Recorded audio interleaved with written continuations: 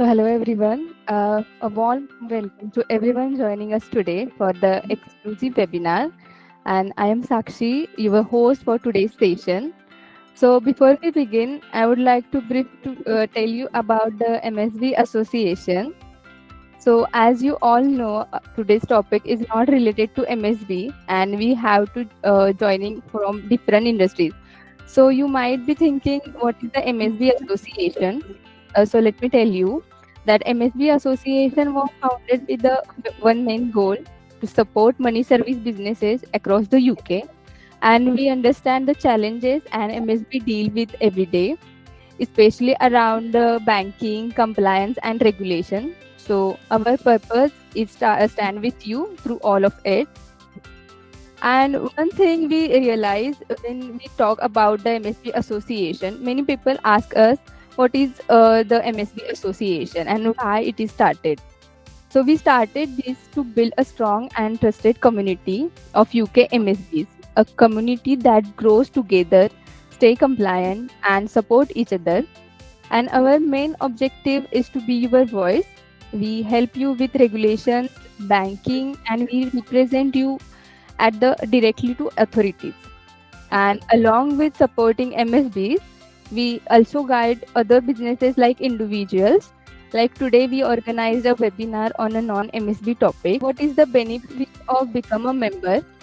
So now, if you are thinking what is the benefit and what do actually I get after becoming a member, so let me tell you why join the MSB Association. So we'll provide you with the legal guidance on legal matters, HMRC and FCA support during audits, introduction to MSB banking providers, assistance with onboarding to card acquirers, open banking and cash in transit providers, and introduction to trusted wholesale currency provider. So when you join us, you are not alone. You have real support whenever you need. Members meetup highlights. So many people you already know about the first members meetup, but those who are new today, our first members meetup was held on 19 June 2025. You can see the pictures on the screen. So we are planning to announce the second meetup soon. So stay tuned for that. We'll announce soon. So about the Knowledge Hub, as I mentioned earlier, we never failed to give our members knowledge. So we have published how-to series and blogs on our website where we have covered important topics like MSBs, and we keep adding more. And our website, as we want our members to stay updated with the latest trends, so you can scan this QR and check it out. So about webinars, so today is our third webinar and we have covered two hot topics so far. So we'll continue covering important and trending topics like this in future.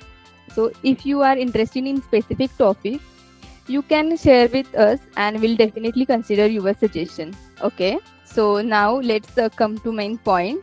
I'm very excited to introduce you to our today's speaker, Mr. Rohat Kumar, Director of Lumin Solicitors. So Rohat is known for the turning complex legal topics into simple, actionable guidance. And coming to today's session, which covers two hot topics like legal insights on buying or leasing commercial property and sponsoring overseas skilled worker visas.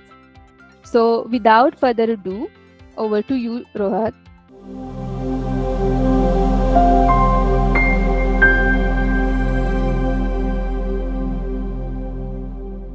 My name is Rohat Kumar. I'm a solicitor and director of Lumen Solicitors. We are dealing with quite complex commercial leases matters, immigration matters, and litigation matters. And today we will discuss about commercial leases, the procedures, and what is the difference between grant of due leases, assignments, and the subletting. First, I will cover what is the difference between grant of new lease and sublease and the assignment. Grant of lease is if the landlord issue you a new lease and there was no previous lease, or if there was previous lease which has been surrendered by the tenant or it has expired and the landlord wishes to issue a new lease, it calls the grant of new lease. Assignment of the lease, if someone has a lease and they want to sell the business to someone else, along with the lease, remaining term of the lease, it calls assignment of the lease. And the sub lease is that when the lease is still with the current tenant, but they want to sublet this property to someone else.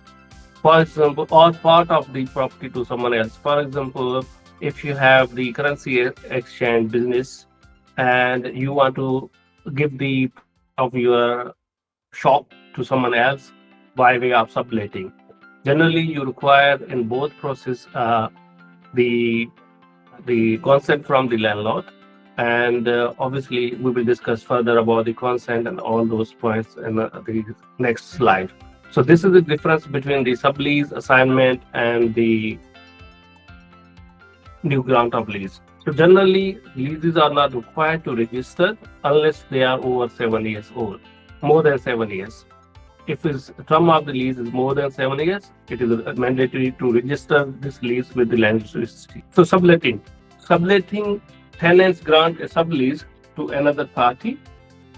The current tenants remain liable to the landlord, and they will pay the rent or other service charges, everything including insurance to the landlord. And the subtenant will pay the rent to the current tenant.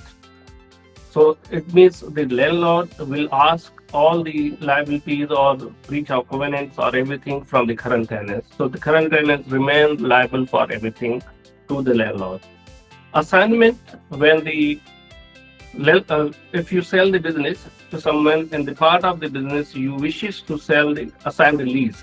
So the new tenant will take over the remaining term of the lease, and outgoing tenant may need to enter into the authorized guarantee agreement.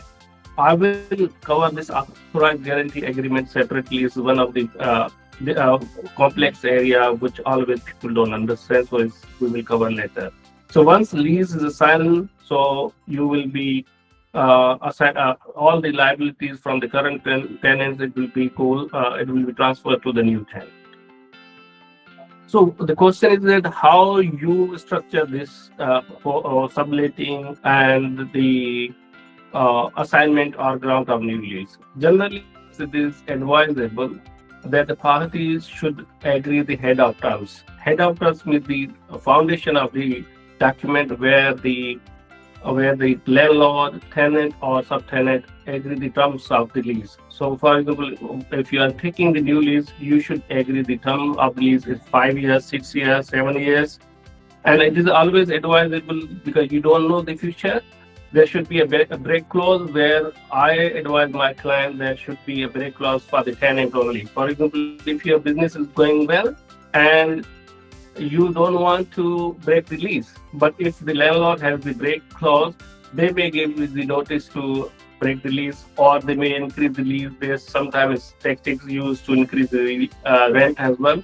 So always make sure that you try to agree the tenant only break clause if you are acting like if you are buying the new property, a new commercial property, then it is always advisable to agree the tenant only break clause. But generally, sometimes landlords don't agree. They always want to protect their interests as well.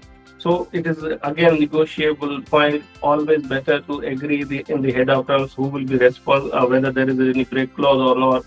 Because sometimes business does not go well, so you have an option to break the lease early. So for example, lease is 7 years, and you have break clause after 3 years. And you think the business is not doing well, or the circumstances has changed, or you want to go another premises and change the area. If you have the break clause, you can break the lease. If you don't have the break clause, you will have only option to assign the lease with the landlord's consent. So is again you have to agree with the landlord whether you can assign the lease or not. It should be agreed clearly in the head of terms. And the most important point, for example, your business is doing very well and your lease is 10 years lease, and after 10 years your question will be that whether I will be able to renew my lease or not. So if it's inside the act, Security Act means you have security in the lease to renew the lease after 10 years. If you don't have the this provision in the lease, if it is outside the act where the landlord is not liable or responsible to renew the lease after expiry of the term.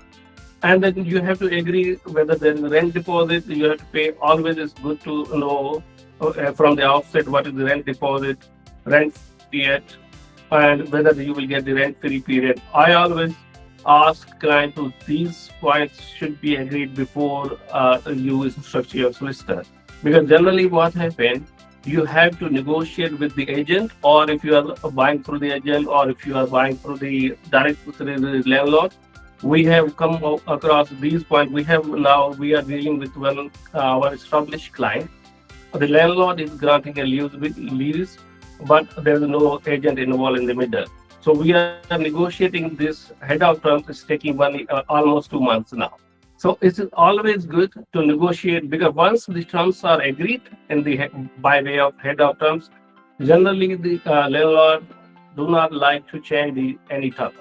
So it is always good to agree these head of terms at the outset, rather than you instruct your solicitor, pay the fees, and then you negotiate the terms. So solicitor may charge you extra fees for negotiating these terms. So it's always advisable discuss, and after finalizing the head of terms, you should discuss with your solicitor as well whether any point they want to put it or not. Once these are agreed, you will instruct your solicitor, and they will carry out the due diligence on you, like about your company. If you are buying the lease in your company name and your personal name, they will do all normal KYC, like they will check your photo IDs, proof of addresses, about your business, company's house document, whether you are the director in the company or not. And we advise sometime in the commercial leases, if it's more than 7 years lease, we advise to do searches in the property, especially local authorities search. So, for example, someone is the current shop you are buying, or the landlord is going to introduce, it was a retail shop, and your planning is to turn into hotel or restaurant. Sometimes you will need the planning permission. Under new laws, you don't need the planning permission, but you need the permission to put the canopy, and still you will require the permission from the local authority. If you don't carry out the searches, you granted the lease, and you found out after the grant of lease, I don't have necessary planning permission to run a business. But still you will be liable for all the lease. Landlord will not confirm you that, or they will not confirm you what are the current usage of the property. Even if it's there, they will not be liable. So always advisable to discuss with your solicitor and ask them what are the searches and whether this is required or not. And as usual, if you are acting like if you are buying a lease, landlord solicitor or the seller solicitor, whose current solicitor will send all the documents to your solicitor, and they will check the draft, and negotiate any changes in any legal points. They will discuss and they will amend it. But as I discussed above, head of terms are the fundamental point. So mostly it's happened, people don't know what is the head of terms, and they come to us and they discuss, we don't know anything, or you have to negotiate. But obviously solicitor will negotiate this point, but it will be time consuming and it will not be cost effective. It is always good to negotiate these points at the outset. We always also recommend, it is necessary to check the property condition of the property. Why it's necessary? For example, today you got a lease, and lease is the property is in very worst condition. You will be still responsible to repair those any disrepair in the property.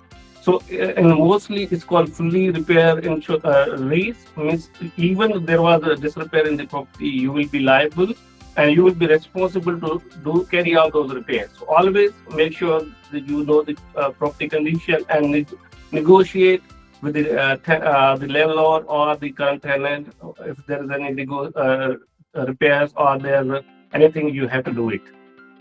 Second, completion. So once all this happens, your solicitor will report you, and they will inform you what is the condition of the property, all the your responsibilities, and the level of the responsibility, when you have to pay the rent. All this will be before this the signing the lease. And once signed, it will carry out the completion. And if it's as discussed above, if it's more than 7 years, you have to register the lease. It is very important. If you don't register the lease, landlord may forfeit the lease if it's more than 7 years. And because it will mostly is in the part of the lease that the tenant who is taking the lease is responsible to register the lease. So one of the point will be that if you don't register, then landlord may serve the notice, and that you have you are in breach of the lease. So, as discussed, what is the why is condition of the property is very important. Mostly commercial leases are fully repaired and insured lease. It means all the repairs inside or outside of the property. Make sure whether you are responsible, whether you are responsible inside the repair or outside the repair.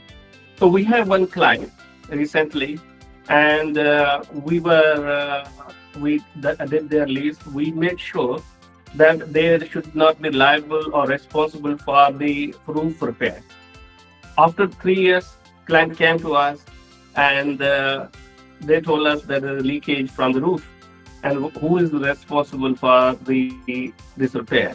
Because we covered our client at the outset that they are not responsible, we served the notice on the landlord, and they had landlord will carry out the insurance, or the building insurance we call, but the tenant has to pay the insurance. They call the insurance and they have fixed the repairs. If it would have not been clear in the lease that who is responsible for the repair outside or inside, our client might be responsible to pay all the huge costs. But generally, the landlord insurance cover these. Tenant has to pay the landlord insurance. If it's one unit, you have to pay whole insurance. If it's like mall or arcade, you have to pay the part of the insurance. But it's still, again, you will be responsible if you are taking the lease. If you are selling the lease, you will be. If you are a landlord, you have to. It is your responsibility to insure the lease and take the money from the coming tenant. As I stated above, that it is necessary to see the condition of the property. Sometimes we recommend that when you take the lease, put the photos of the property. It's called this schedule of condition of the property. It will limit you in future when you, for example, when lease expires and you want to give back lease to the landlord. Landlord will serve you that, we will come to the property and check. Our surveyor will survey the property. They will serve the schedule of the limitations. If you don't have the photographs, you will not know that what was the condition when the property was given to you at the time of purchase, at the time of the lease. So it's always 90% we put the photographs of the condition of the property. It will secure you in future. So you will have to give the property in the condition which you take it. Sakshi, you have any question on this point? Yes, just a minute. So I have a question on subletting versus assignment. So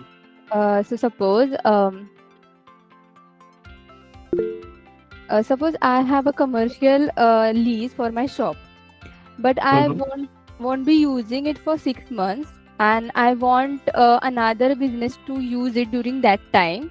So what steps should I take to allow them legally? Okay.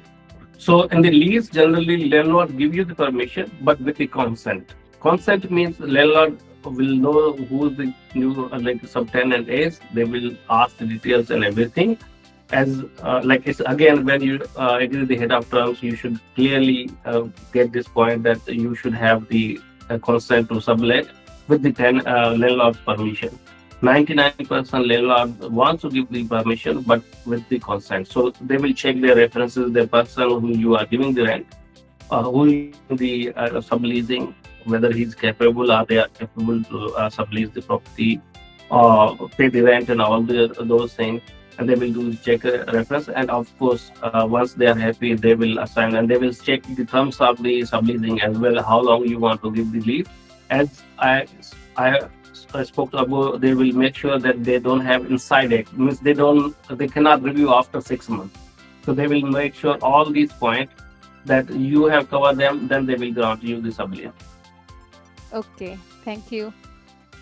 So, Rohit, I could see mhm. Usman has to say something. I mean, he has got a question. He has just texted in the chat section. If you can check it out and answer to his question. So payment, the question here is stamp duty. That point I would have come different, like after that, there is a second slide about the stamp duty as well. Generally, you have to pay stamp duty if the total amount of the rent is more than 150,000. It needs to pay within 14 days. So, for example, today you have completed and you want to the lease. If it's more than 7 years, you have to pay within 40 days. Even it's less than 7 years, if the total amount of the stamp duty, if total amount of the rent and premium is more than 150,000, you are liable to pay the stamp duty within 14 days, and it needs to be paid upon completion. Okay, thanks for your answer. I think we can proceed. Anyone got any questions? So Okay. again, we discuss about the break clause. Why is it important? Break clause is important, like you never know in future whether your business will do well or not. If the business is doing well, it's good that you don't want to terminate the lease early. If God forbid for any reason, because what happened in COVID 2020, nobody knew that it would happen and the business would be closed for 3 years or 2 years basically. So mostly, I advise my clients there should be a break clause. If you are taking long lease or around 5-year lease, should be 2 years or 3 years break clause where you want to terminate the lease, you can terminate early. Like I advise my client, if I'm acting for the new tenant who is taking the lease, I advise them that there should be only tenant only break clause. Means tenant has the right to break it, but sometimes if I for the landlord, I make sure that landlord has the right to terminate early as well. Like for example, you are not paying on rent on time or something. The landlord wants to do business, like develop the property. So I make sure they have the right to terminate the lease early as well. So it's vice versa. But generally, it's both parties have mutual break clause. It depends upon the nature of the business. Mostly, if the lease is 10 years, I advise my clients 2 to 3 years. So mostly if your business is doing well in 2 years, hopefully it will be doing very well future as well. So always good to have the break clause early rather than at the end. So in the break clause, again as in the head of terms is always agreed when you can break, how long you have to give the notice. Generally in the break clause and the lease notice, landlord requires 6 months. So for example, you want to break like the lease in June 2026. So you have to give the notice within 6 months. If you miss this deadline, your notice will be invalid and you will not be able to break the lease. So it's always good.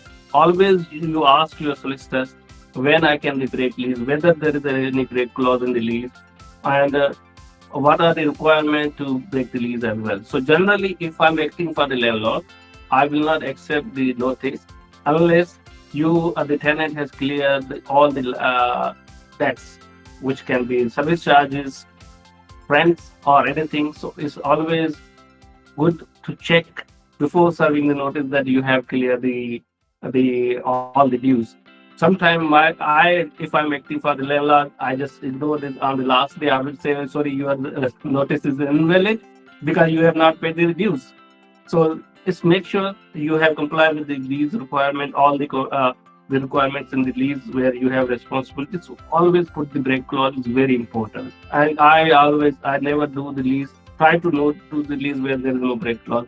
But then we ask the client if they are happy. So you have to give for example, you have given 4th of June 2026. There is a break date. You have to vacate the property on the date.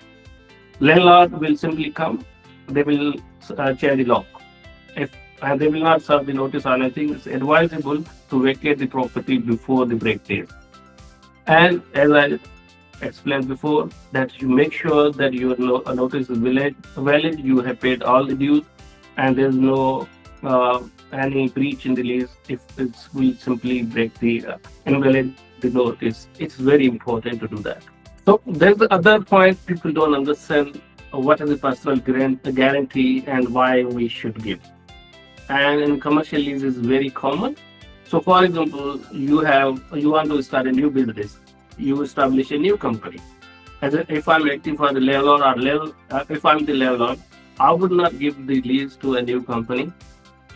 So I want some kind of security for me that the company pays the rent on time, and there should be someone who should be obligated as well. Generally, the company's director or shareholder, they give the personal guarantee. It's not necessary, but mostly it's happen when you don't have the business experience, or you are taking the lease in the new and the new company name. It's just which you have incorporated and you have taken the lease.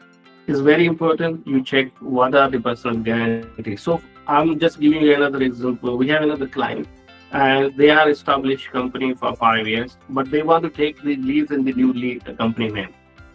And obviously the landlord solicitor, they require the personal guarantee. I have requested them to limit the personal guarantee for 2 years or 5 years. So for example, if the lease is 10 years, I advise my clients try to limit the personal guarantee for 2 years. So how can you limit? So you again, you have to agree in the head of terms that, oh, I will give you the guarantee for 2 years. After 2 years, if the company is paying the rent on time and fulfilling all the responsibility, there should be no further guarantee for 8th year. It is try to negotiate this thing. Why is it important? I will come down as well. So tenants, you have, for example, if, what is the benefit to the landlord? If, for example, the company has not paid the rent, simply the landlord will serve the notice to the guarantor that you pay the all dues, and will notice you to take the lease in your personal name. That's why landlord wishes to have the personal guarantee from the director or whoever the assets in or experience in the company. Is again negotiable term.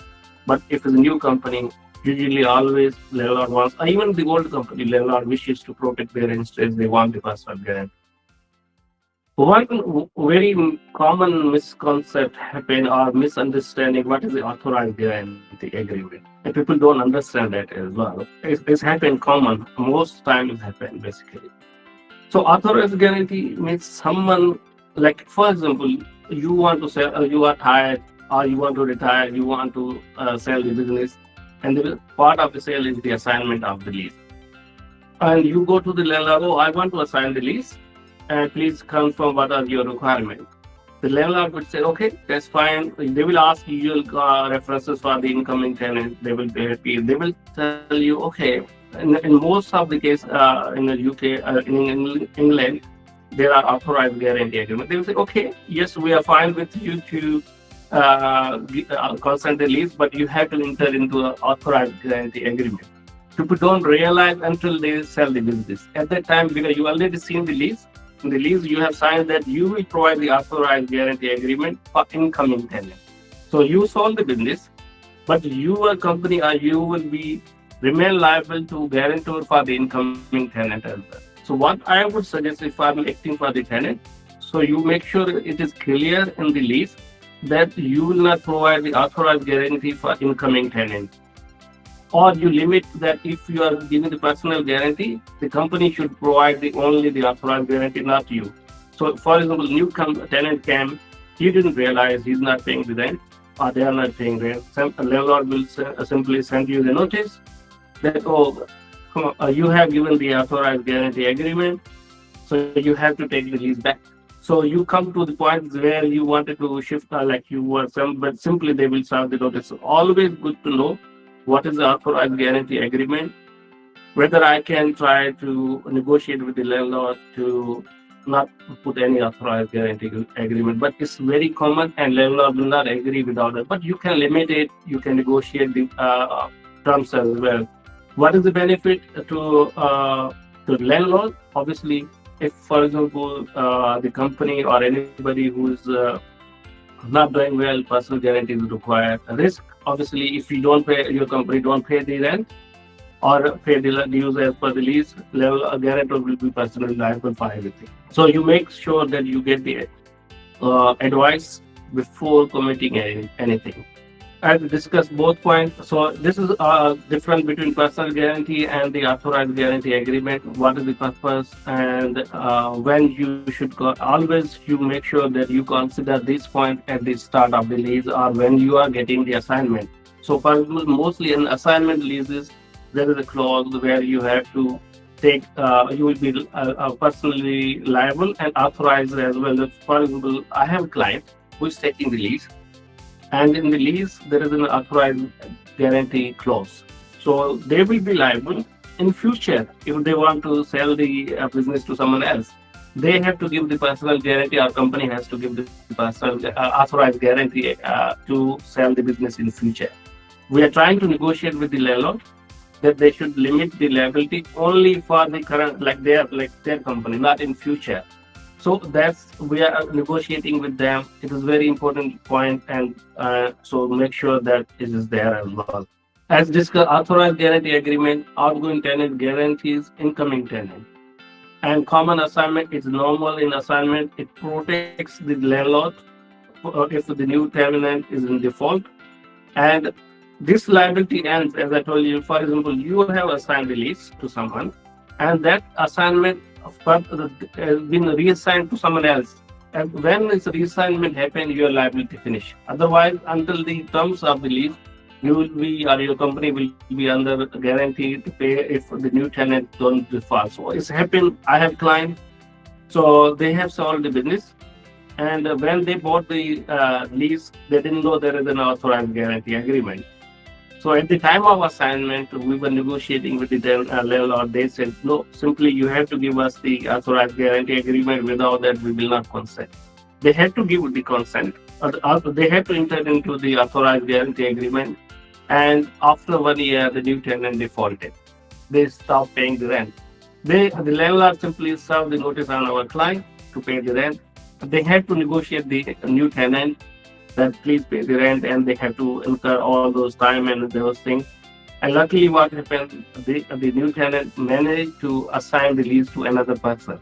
At that time, all the liabilities of the person who has sold the business, my client, the liability finished. So it is very, very important. Authorized guarantee agreement is happen mostly and people don't know about it. I would suggest always take that one. Usman asked the question, it's again a very misconception that there is no stamp duty on the commercial leases. It's very, the client asked me, like when we send the quote, someone asked us, oh, we are taking the lease. We ask them simply how much is the rent per year and what is the premium you are paying if you are assigning the taking the new lease, basically.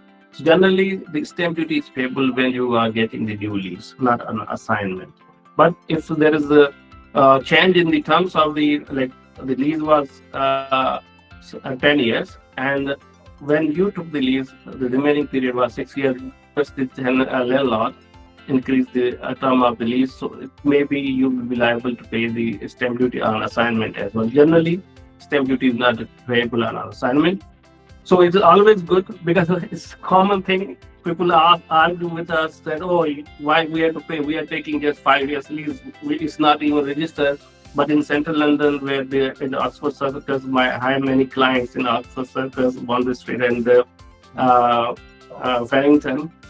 Always we discuss this point at the outset, because sometimes whatever okay, you have calculated, I have the rent deposit, but you didn't calculate that you have to pay the stamp duty as well. So stamp duty is payable based on the premium and rent. So we, for example, rent is 27,000 and lease is 7 years. We will calculate 27 multiplied by 5 years, and if there is any premium, you have to pay on that one. So it is made. It's again because Usman asked the question, when do you have to pay? It is payable from the completion within 14 days. If you don't pay, don't submit the stamp duty, HMRC will you will not be able to register the lease if it's more than 7 years, And if the HMRC came to know after, like if it's less than 5 years that you didn't pay the rent, stamp duty, they may charge you penalty, and you have to pay penalty as well. So penalty plus interest. So penalty can be 100%, and the interest from the date you have not paid. It started from the date of completion. So it's always good. Always advisable. We always, even in 5 years lease, we advise the client because as I stated, we generally use central London properties, and we always give the when someone asks us the quote, we give this quote on the stamp duty as well, how much you pay. It needs to be paid. Without that, as registration will not happen, or lender will not simply accept your application, your solicitor application, if the stamp duty has not been paid. How to calculate the stamp duty? The stamp duty is mostly calculated on the premium.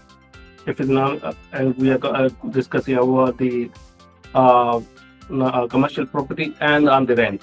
So both combined together, there is no stamp duty up to 100.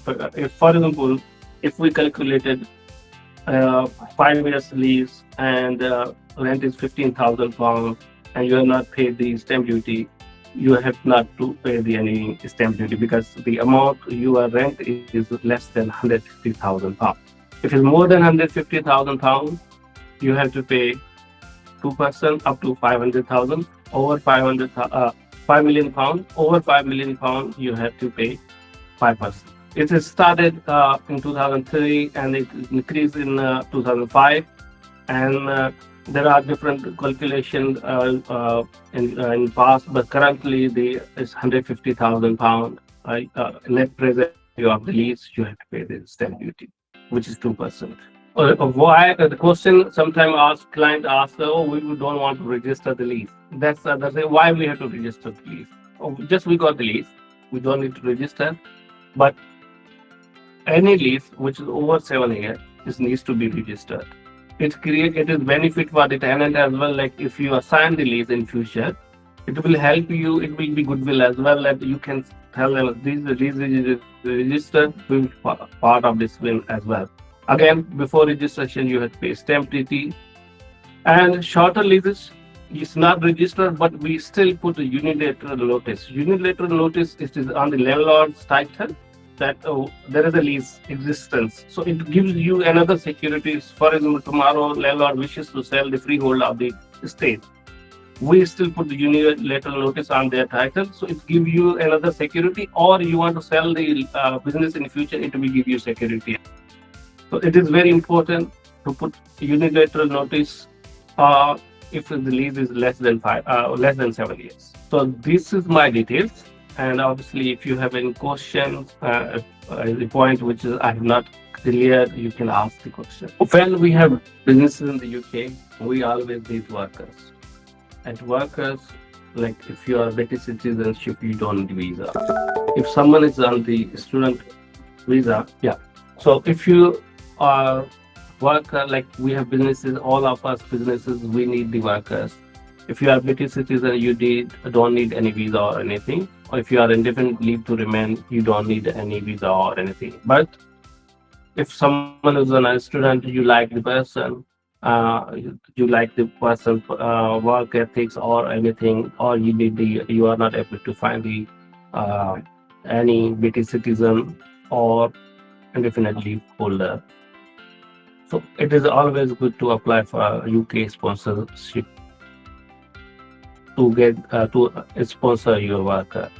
In order to, we will cover in this one what is the UK sponsorship, what are the requirements, and I will cover briefly because changes which is coming in 2026. Sponsor license requirement and compliance and updates as well. I will cover this point as well. What is the sponsor license? Sponsor license give you to hire a person who is non-UK or Irish, non-Irish citizen. So you need a sponsor license if someone who is on a student visa is due to expire and you want to return this person. This person will have two options: either go on graduate visa currently, or you need the license to hire this person after his visa expired. It is mostly required when someone on under the skilled migrant category and temporary worker route as well. But we will cover this only skilled migrant workers, not the temporary migrant workers. And what happened once you got the license and how to assign the certificate of sponsorship. Certificate of sponsorship means once you got a license, a home office has granted you license, you will be able to assign the course. Certificate of sponsor, the person you want to hire or keep the person. What are the requirements for the sponsored licenses? Generally, job should be genuine, business should be lawful, active, and the genuine vacancy should be the vacancy should be genuine. And you have the head should have the head, strong HR compliance system. Home office always check whether you are able to monitor the activity of your businesses, including the person who you wish to sponsor. HR, you should. I always advise my client that before applying for the license, you should have the online HR system. Now that there are many softwares you can buy cheap, and it will give you guidance, and not only guidance, it will keep the track record as well. You have to have, when you apply, the person make sure that the director who is applying for the license, they have the clean criminal record, and there's no breach of immigration law. There is other misconception. For example, you have business, and home office nowadays they come unannounced. They check. There is when they found someone who was working with not valid leave or with visa requirement, so that business will not be able to get the license. So always make sure that you comply with all the requirements before they applying for the license. So there are two things very important. There are two kind of business we divide, whether the business is less than 18 months old or more than 18 months old.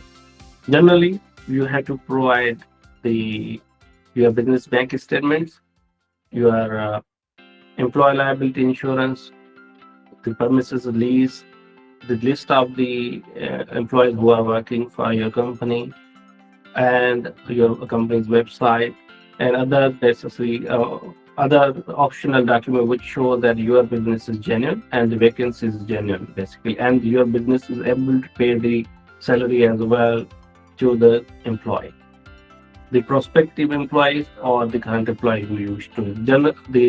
There are different requirements or the salaries. If, for example, the person who you are hiring on a student visa, you can give the salary between 33,400 to 35,500. It depends upon the skilled code.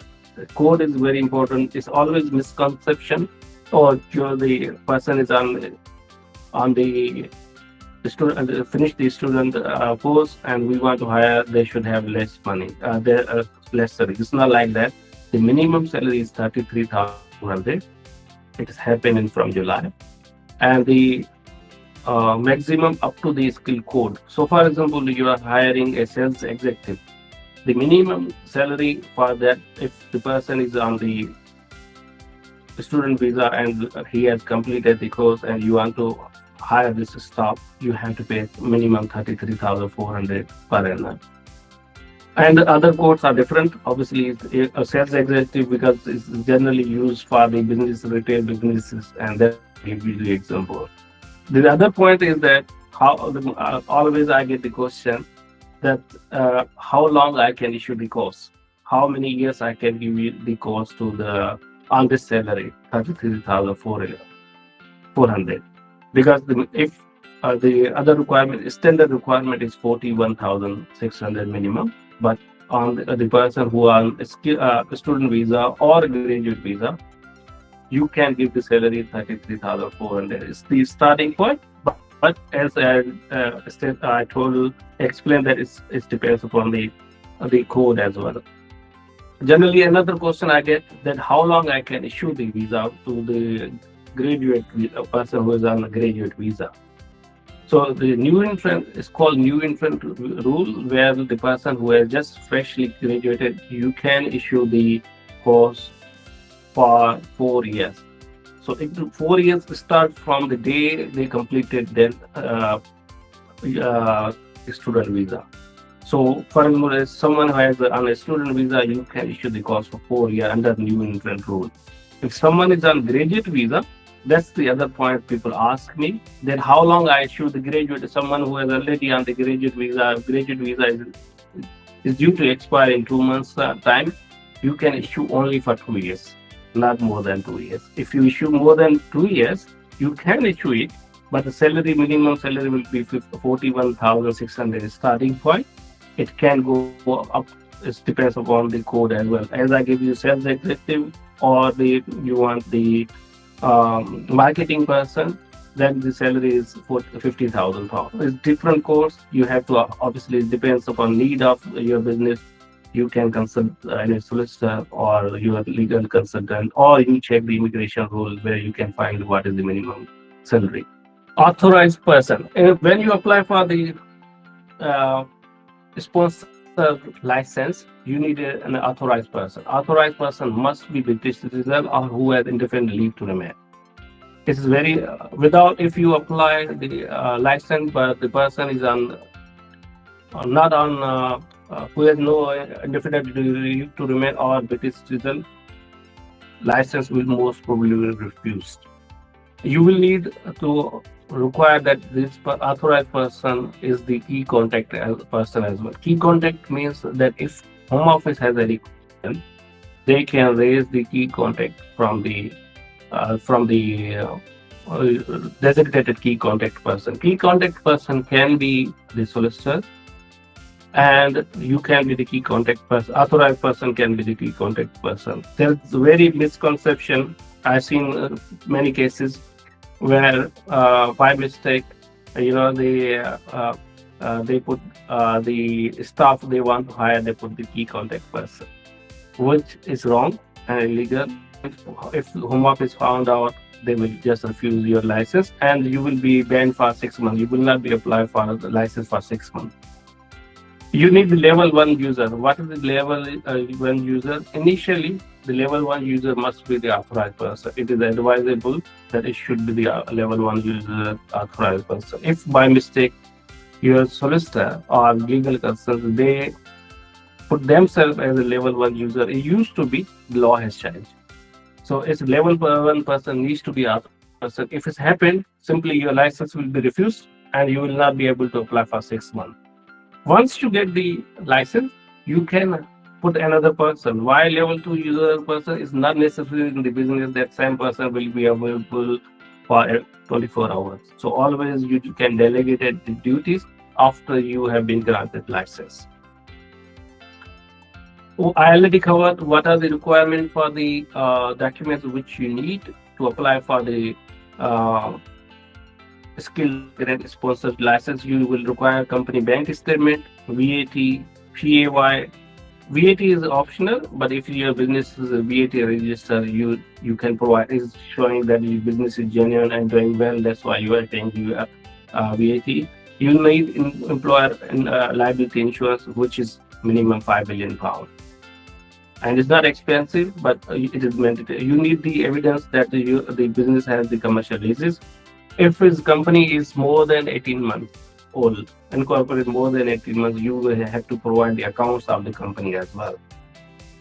If company is regulatory certificate, so for example, this is another point is very important. Like if accountancy firm wishes to apply for the license, they need the certificate that they are authorized accountant to apply for it. It's very good and it's mandatory as well.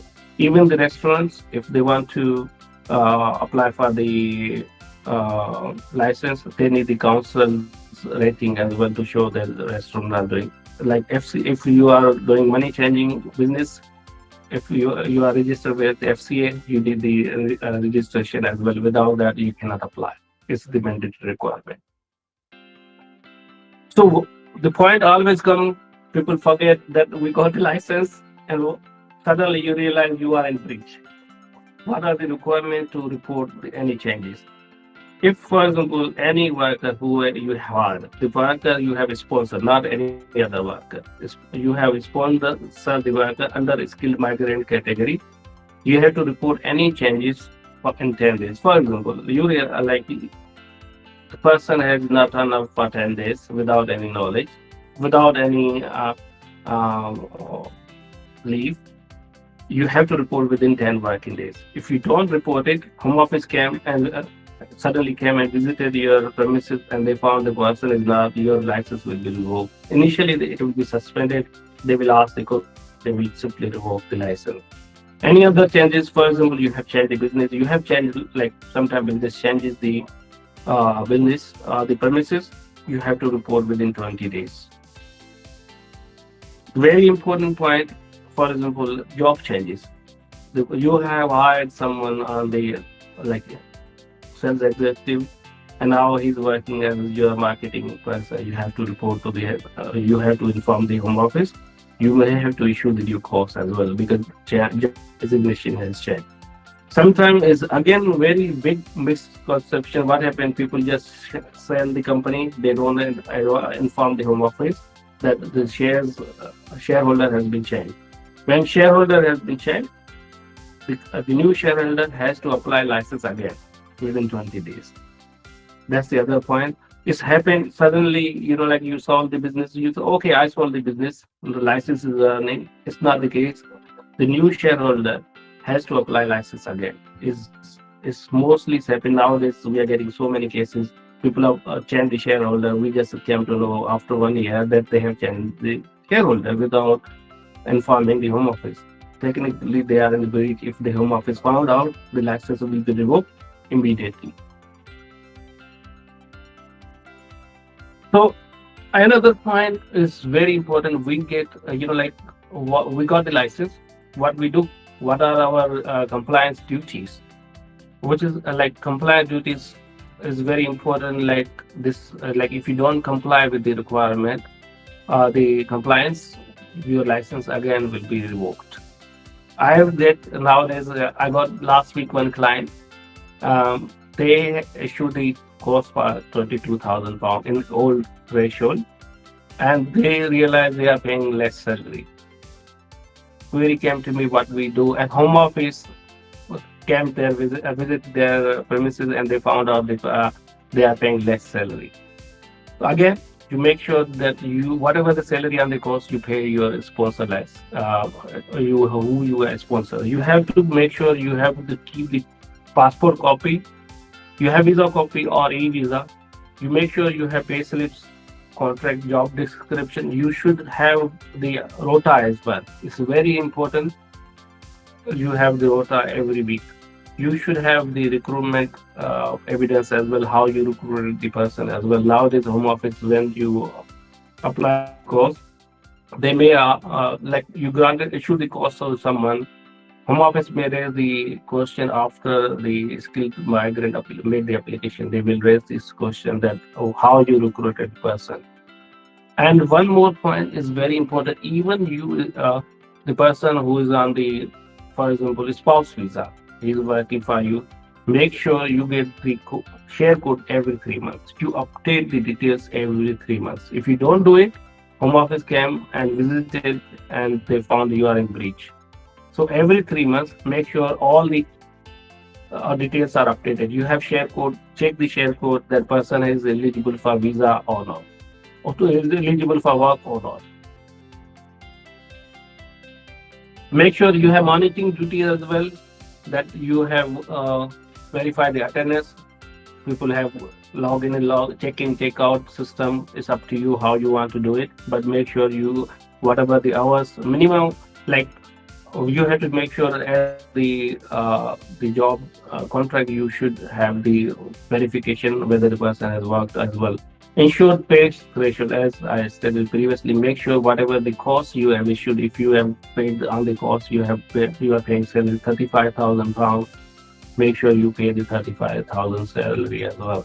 It's not like you have issued for 35,000, you are paying only 25,000. It won't run. Make sure that nobody's prevent is working illegally for you. If it's working illegally, minimum fine is 60,000 pounds, and it will be reduced if you first time. It will be reduced to 40,000 pounds, and then you will get further rejection. But if it's only one time, so make sure nobody is working illegally for you. And nowadays, I just last in the morning call the person has worked like home office rated. Thankfully, our client was nobody was illegally working for them. So these are the you make sure you review your from make sure that you cover every 3 months. Check your compliance files, everything, payroll, everything is paid on time. Otherwise, it will be refused or suspended your license, or the license will be revoked. Poor HR system, as I told you, you pay underpayment or mismatch between the salary and the cost. Missing documents like passport is expired, you didn't realize. Make sure you have passport. Failure to report changes as well. One of the reasons Home Office may revoke your license or suspend your license. Now, this one very important point I want to cover is the upcoming changes from 2026. It's not changes, it's still just consulted, but it's always good to know what is coming. English requirement currently is B1. It will change from January 2026 to B2. And the ISS course is increasing, and there will be further scrutiny when you issue the course. Make sure that you have proper recruitment policy and job vacancies for, and the roles, they will reduce the job skill codes as well in the future. And check role and salary mismatch. Make sure you have a budget for that one. Make sure the person who you are employing has B2 English test, and make sure you have strengthen your HR system. More Home Office will come without unannounced. As I told you last night, 11 o'clock, Home Office came one of our clients' premises, and obviously, luckily, there were no breach and they gone. But this happened. Make sure you focus on your salary, absence, medical sickness, or anything you have proper record. So now there are changes coming. Like another point is coming that there's no fixed still date. It's just consultation. Settlement will increase from 5 years to 10 years. Most of the cases, if except NHS or the salary threshold is more than 52,000, it will be included.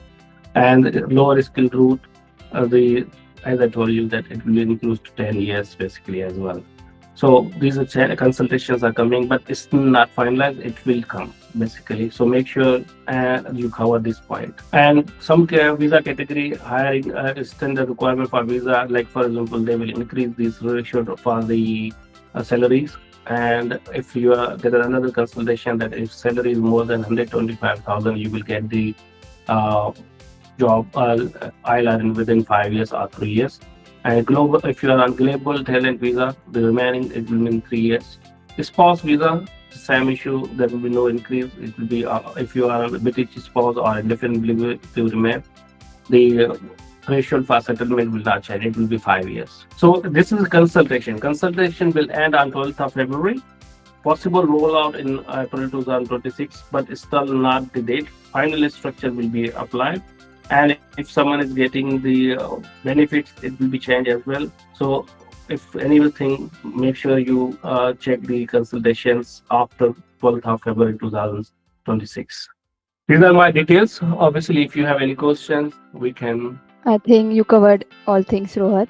So no one have any questions. So let me share my screen. Okay. So a heartfelt thank you to Rohat for delivering us such an insightful webinar today. Your expertise and practical advice are truly appreciated. And of course, to all attendees, thank you. And we hope you are living with the ideas and strategies that will boost your business. And if you found this session helpful, you want to show your support, there is no better way than by becoming a member of the MSB Association. So simply scan the QR or visit our website to complete the membership form and start enjoying all the benefits today. Until next time, take care and stay compliant. Thank you.